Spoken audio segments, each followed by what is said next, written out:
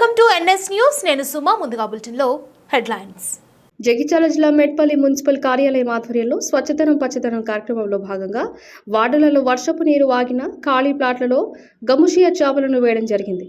దోమలను పెరుగుదలను నివారించడానికి నిలిచిపోయిన నీటి కొలనులో ఆయిల్ బాయిల్స్ వేయడం జరిగింది. వైద్య శాఖ అధికారులతో కలిసి ఫీవర్ సర్వే నిర్వహించడం జరిగింది. యాంటీ లార్వా కెమికల్స్ టెమోపాస్ స్ప్రే చేయించడం జరుగుతుందని అన్నారు.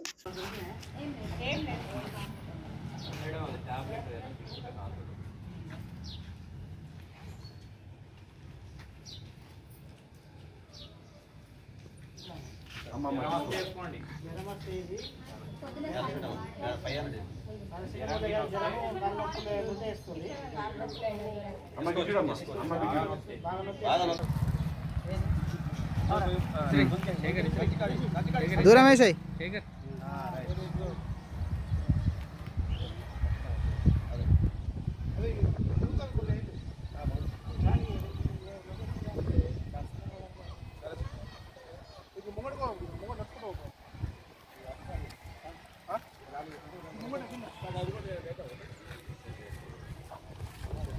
మంచి నీళ్ళలో వస్తాయి దోమలు. ఇప్పుడు 6 నెలలు మోర్లు తీయకుండా దోమలు రావు.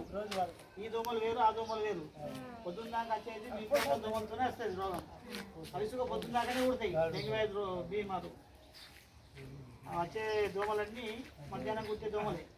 అవి మంచి నీళ్ళలో తయారయ్యే దోమలు. కాబట్టి మీరు డ్రైనేజ్ తీయలే, మున్సిపాలిటీ వాళ్ళు ఈ సిద్ధ సాబియలే ఈ దోమలు వచ్చినాయి అనేది కాదు.